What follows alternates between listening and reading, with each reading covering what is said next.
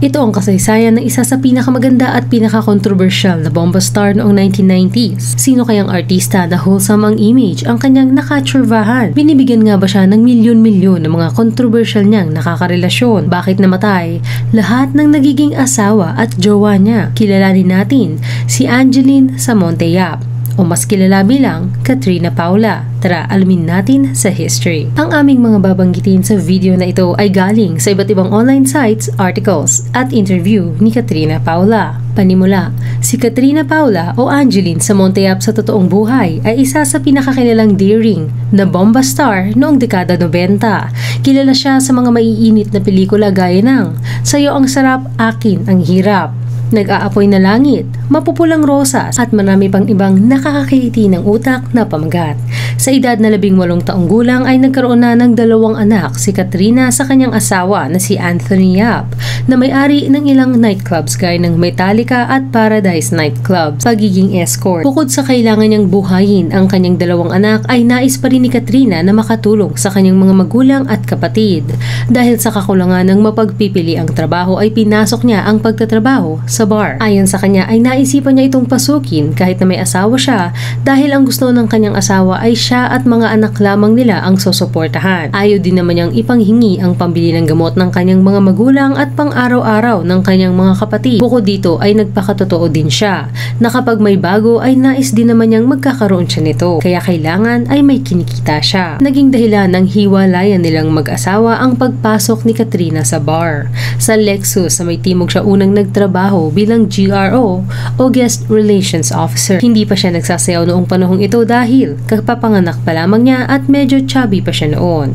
Anya, nagagandahan siya sa mga mananayaw dahil ang gaganda ng mga ito at ang sexy. Isang araw ay walang masyadong table na inaasikaso, ay medyo nakainom si Katrina at nagsimulang magsayaw. Nakita ito ng ilang mommy at general manager na nagdesisyong pasayawin na lamang siya.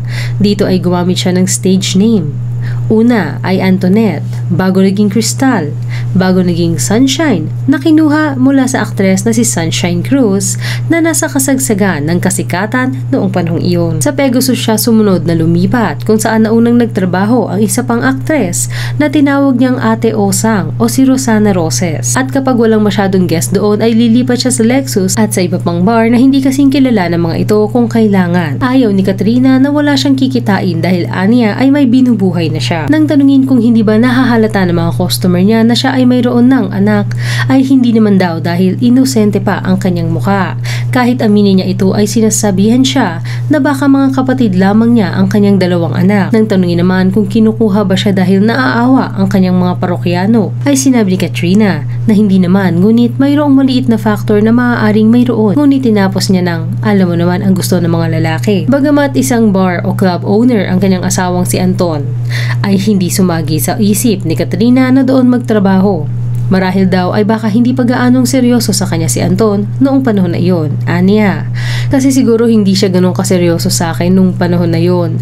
Parang hindi niya sinasadya, oy, nagkaroon na tayo ng anak na 2. Sa kanyang pagtatrabaho sa bar ay minsan din siyang nailabas ng kanyang mga kliyente mula sa bar. Bar fine ang tawag dito. Iyon ay ang bayad sa bar upang mailabas ang isa sa mga babae na nagtatrabaho dito. 50,000 ang bayad sa bar para sa isang gabi. Kwento ni Katrina, kapag may nangyari ay nagiging boyfriend na din niya ang mga ito. Tinutulungan siya at tila ayaw siyang pagtrabahuhin pa doon. Aniya, kasi actually nagiging boyfriend ko na kasi. Alam mo yun lang yung gusto ko, pera lang 'di ba? Pero pagka parang may nangyari na, kami na. Yung parang, oh, wag mo nang ganto na lang, tutulungan na lang kita, ganyan-ganyan. Yummy, parang ayaw na lang nila na maging ganun ako. Pagsisimula sa showbiz. Taong 1998, nagsimula sa showbiz si Katrina. Mayroon daw isang bakla na pinupuntahan siya sa club na kanyang sinasayawan sa may Quezon Ave. Sabi daw nito kay Katrina na sa kanya nito nakita ang gustong karakter para sa isang pelikula. Nang tanggapin ni Katrina ang offer sa kanya ay nagsimula siyang mag-extra-extra. Nanibago din ang katawan niya na hindi sanay sa trabahong pang umaga.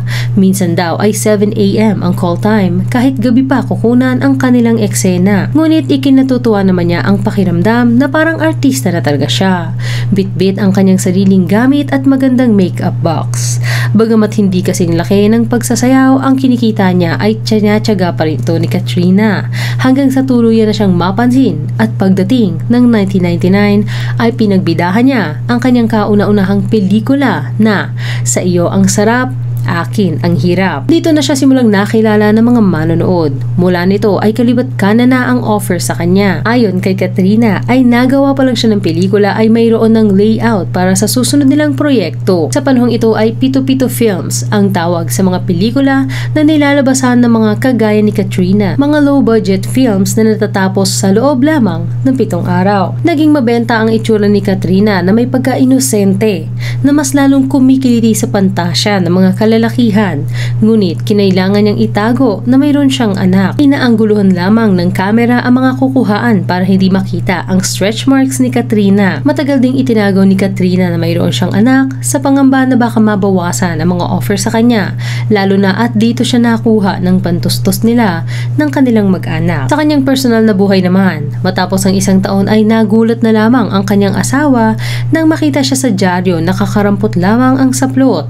Nagkausap sila at humingi ng paumanhin si Anton sa kanya. Pinatawad naman ni Katrina ang kanyang asawa dahil nais niyang magkaroon pa rin naman ng ama ang kanyang mga anak. Ikinuwento ni Katrina na isang araw, habang siya ay artista na, ay napadaan sila ng kanyang ama malapit sa nightclub na pagmamay-ari ni Anton at nagalit ito sa kanyang asawa nang makita ang imahe ni Katrina sa tarpaulin sa labas ng club. Sabi nito, "Bakit naman dyan ka pa magsushow sa club ni Anton? Ginamit ka pa para kumita." Mga kontrobersya at karelasyon. Disyembre taong 2008, alas 6 ng umaga nang pagbabarilin ang asawa ni Katrina na si Anton sa harap ng tinitirahan nilang apartment ni Katrina, kasama ang 3 nilang anak sa may West Avenue sa Quezon City. Ayon sa investigasyon, bubuksan na sana ni Anton ang gate upang ipark ang kanyang sasakyan sa loob ng kanilang garahe nang dumating ang 2 kalalakihan na sakay ng isang motor at pinagbabaril si Anton ng isa sa mga ito. Bagamat sugatan ay sinubukan pang tumakas ni Anton, ngunit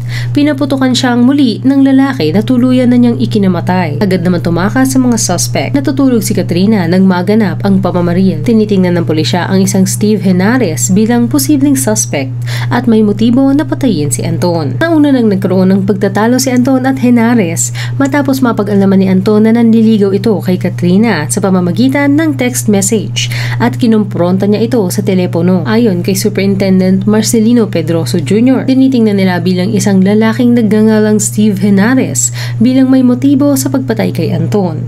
Nagkaroon ng pagtatalo sina Anton at Henares matapos itong kumprontahin ni Anton sa telepono dahil sa ginagawa nitong panliligaw kay Katrina sa pamamagitan ng text messages. 2 witness na residente din ng barangay na tinitirahan ng mag-asawang Katrina at Anton ang positibong kumilala kay Henares bilang isa sa 2 suspect na umatake kay Anton. 5 buwan bago ang pagpaslang kay Anton, ika-19 ng Hulyo, ay natakasan ni Anton ang isa pang pananambang na naganap sa harap mismo ng sarili niyang karaoke bar sa Quezon City. Natunton ng pulisya si Henares matapos lumabas ang ilang saksi sa pangyayari na nakapagbigay ng plate number at nakapaglarawan ng kanyang mukha sa isang sketch artist. Nooy sinampahan na ni Anton si Henares ng kasong tangkang pagpatay. Sa isang interview, sabi ni Katrina na ang pagkamatay ni Anton ang pinakamahirap at masalimuot na nangyari sa kanya noon, lalo na at 3 na ang kanilang anak ni Anton. Kilala na siya bilang aktres na si Katrina noong panahong iyon, ngunit palubog na rin ang kanyang career sa paggawa ng mga pelikula hanggang sa dumating sa buhay niya si Raymond Dominguez. Bagamat pinupuna ng mga tao na mabilis napalitan ni Katrina ang kanyang unang asawa, ay sinabi niyang nahirapan din siya makamove on kahit kasama na niya si Raymond dahil 13 taon ang pinagsamahan nila ng kanyang asawa at ama ito ng 3 niyang anak. Ngunit papaano sila nagkakilala ni Raymond?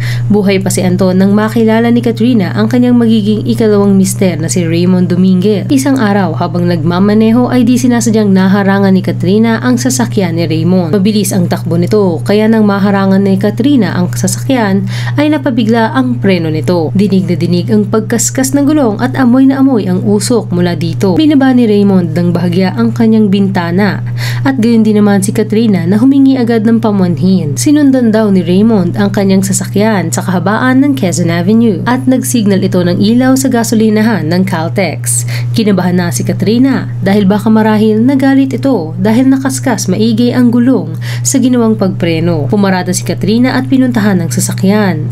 Bahagyang binaba ni Raymond ang kanyang bintana at nagsimulang magpaliwanag si Katrina. Sorry pasensya ka na kasi yung mga taxi dun sa 7-Eleven dun sa kanto nagtumpok-tumpok. Hindi ako makakanan kaya na-block kita. Sinagot naman siya ni Raymond ng okay lang. Di ba si Katrina ka? Noong una ay napagkamalan pa ni Katrina na si Berwin Mailey ang nasa loob dahil bahagya lang niyang nakikita ang nakasakay.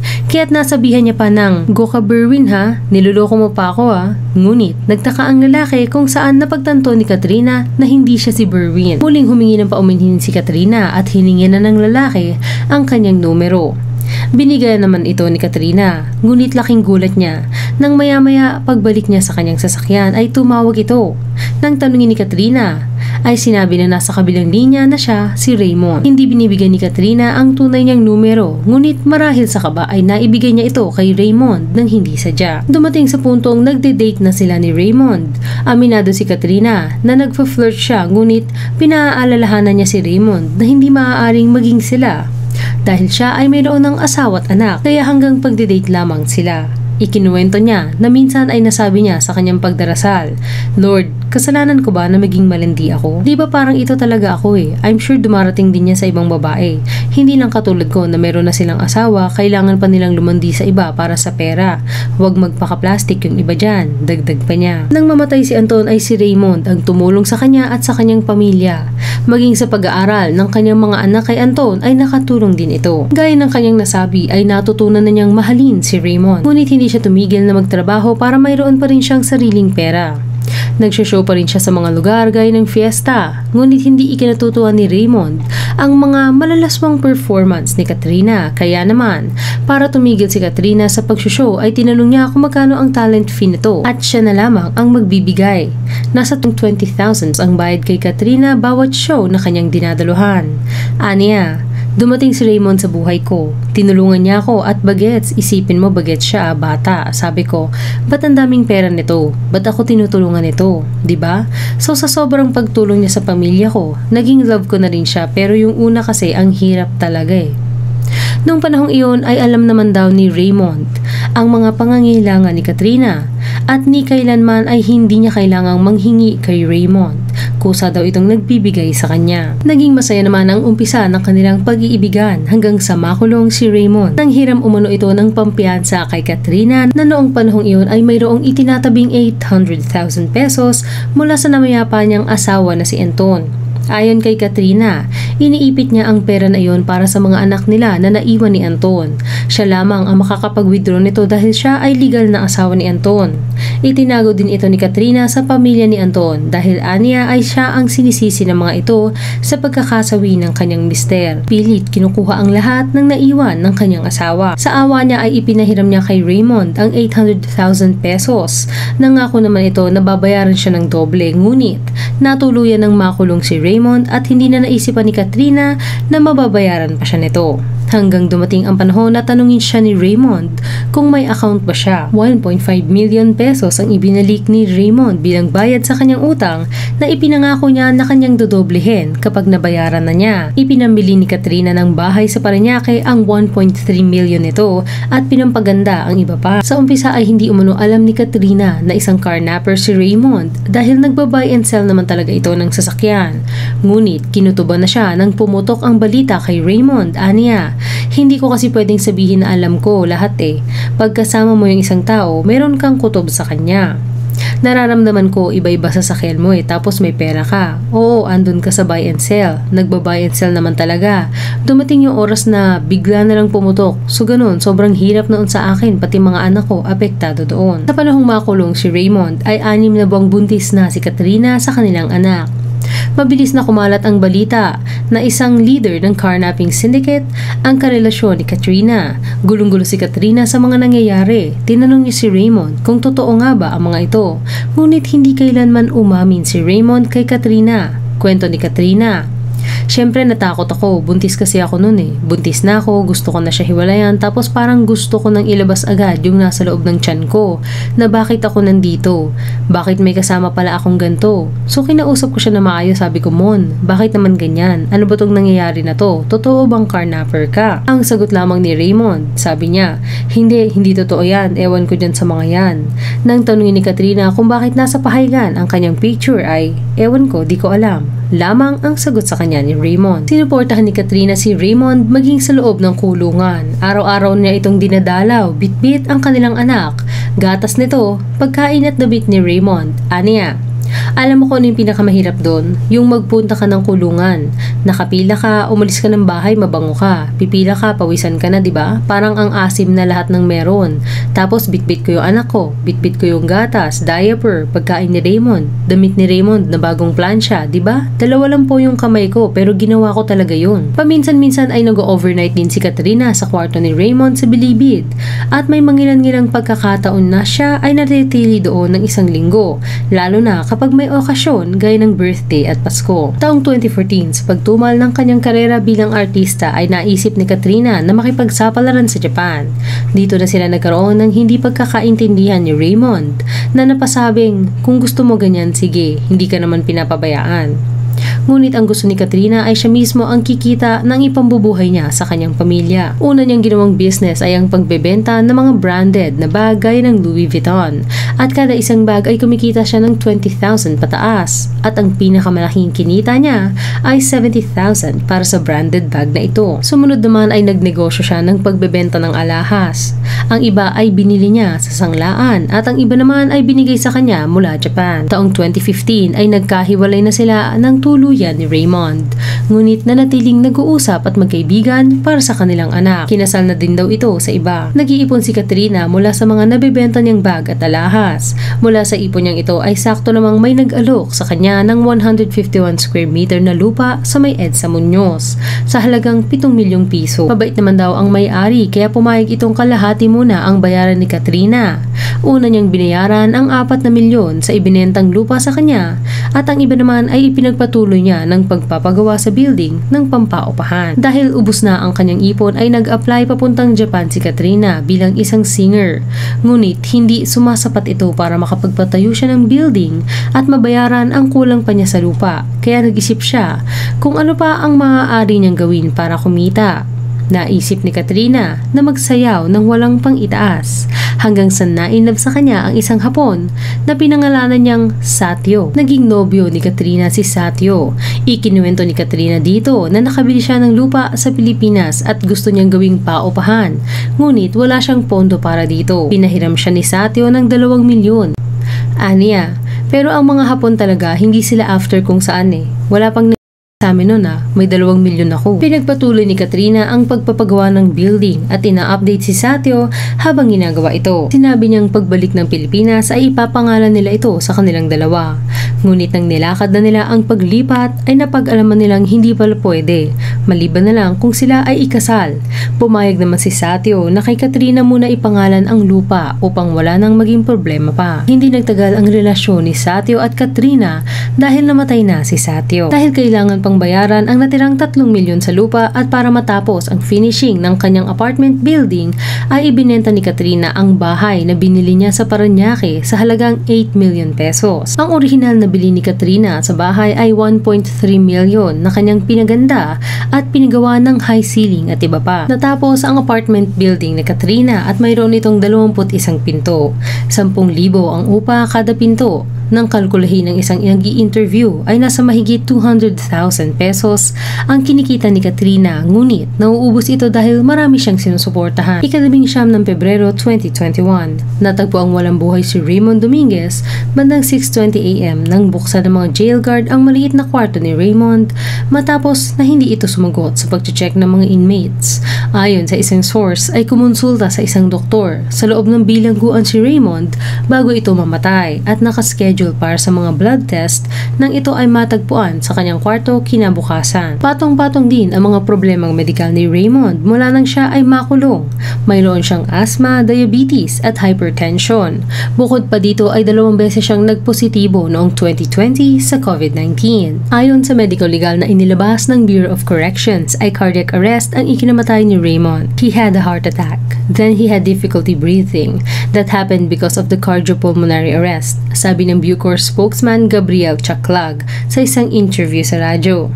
Hindi naman naniniwala si May Dominguez, asawa ni Raymond, na namatay ito sa natural causes. Tumawag daw sa kanya si Raymond noong gabi bago ito masawi para magpaalam sa kanya. Sinabi daw nitong inaasahan niya ang kanyang pagkakasawi. Sa isang interview, tinanong si Katrina kung sinong artista ang kanyang nakarelasyon. At sinabi niyang wala siyang artista na nakarelasyon dahil ang gusto niya ay may pera. Ngunit isang beses daw silang nagkatikiman ni Marvin Agustin. Ayon sa isang artikulo ng PhilStar, dumalaw sina Katrina Paula at kapwa sexy star na kaibigan nitong si Sabrina M sa Fontana Resort sa Angeles kung saan naroon ang aktor na si Marvin Agustin at Rico Yan. Dito umano naganap ang tsurvahan ni na Katrina at Marvin. Ngunit umamin man si Katrina ay itinanggi naman ito ni Marvin na sinasabing ginamit lamang siya ni Katrina upang muling mapag-usapan dahil laos na siya. Nagkakilala lamang daw sila sa MTV, nagkausap at nagbatian, ngunit bukod doon ay wala nang iba pang koneksyon sa isa't isa. Iba't iba ang naging opinyon ng mga tao dito. Mayroong nagsasabing napaka-cheap ni Marvin para patulan si Katrina at mayroon din naman nagsasabing nakabuti ito sa imahe ng aktor at napatunayang hindi siya bakla gaya ng chismis. Sinampahan ng kaso. Taong 2011 nang mahuli si Raymond Dominguez ay nadawit din ang pangalan ni Katrina Paula na kinasuhan din ng car theft with homie. Ito ay kaugnay ng pagdukot sa car dealer na si Venson Evangelista na nakita ang sunog na bangkay sa may Nueva Ecija noong 14 ng Enero 2011. Isang araw matapos nito samahan ang ilang kalalakihan para mag-test drive ng isang sasakyan. Labis umunong naapektuhan si Katrina dahil sa pagputok ng balita at hindi makapamuhay ng normal dahil napaparanoid siya kapag siya ay tinitingnan ng mga tao at iyon agad ang naiisip ng mga ito. Maging kaibigan ng kanyang mga anak ay nilalayoon din ng mga ito dahil alam na siya ang nanay. Nangangamba din sila sa kanilang kaligtasan dahil may nakita silang umaaligid sa kanilang bahay. Itinanggi din niyang siya ay nagtatago dahil halos araw-araw ay nasa punong himpilan siya ng PNP sa krame para dalahan ng pagkain si Raymond. Sa preliminary investigation ay inilaban ng abogado ni Katrina na ang napatunayan lang ng mga nakalap nilang affidavit mula sa mga iba pang nadawit sa kaso ay nagpapatunay na si Katrina ay Raymond ay magkarelasyon. Nagsumite din sila ng isang CD kung saan nakapaloob ang video na si Katrina ay isang guest sa palabas na Wheeling Willie ng TV5 mula 3 p.m. hanggang 10 p.m. ng January 13, 2011, parehong araw na nawala si Verson Evangelista. Ika-5 ng Abril 2011, ibinasura ng Quezon City Prosecutor's Office ang kaso na inisampa kay Katrina dahil sa kakulangan ng ebidensya. Isang bagay na ikinatuwa ng aktres dahil makakabalik na siya sa pag-aartista na hinto umano ang mga proyekto niya dahil sa kasong isinampa sa kanya. Hiniling din niya na mag-issue ng public apology ang Special Investigation Task Group sa pamamagitan ng Criminal Investigation and Detection Group at buong puso niyang tatanggapin. Ngunit kapag tumanggi daw ito ay wala naman siyang magagawa. Nais lamang ni Katrina na malinis ang kanyang pangalan na nadamay sa gusot ng kanyang nobyo. Ngunit sabi naman ng spokesperson ng Highway Patrol Group na si Superintendent Edwin Butacan na huwag munang mag-celebrate si Katrina dahil mayroon pa itong nakabinbing kasong kriminal dahil sa 8 piraso ng luxury car parts na nahanap nila sa condominium unit na nakapangalan kay Katrina noong Nobyembre 2010. Kasalukuyan, sa ngayon bukod sa 21-door apartment building ni Katrina, mayroon na din siyang sariling bahay na talagang matagal na niyang nais makamit. Anya dati ay sumasakit ulo ko, naiinis ako tuwing sinisingil ako sa upa. Tsaka yung mga panahon na yun, gulong-gulo yung buhay ko. Doon ako takot talaga. Paano kung hindi ako makabayad ng upa? Hanggang dito na lang. Kayo, anong masasabi nyo sa kasaysayan ni Katrina Paula? I-comment lamang ang inyong opinion sa ibaba. Salamat sa panonood. Huwag kalimutang mag-subscribe sa aming channel at i-click na rin ang notification bell. Hanggang sa muli.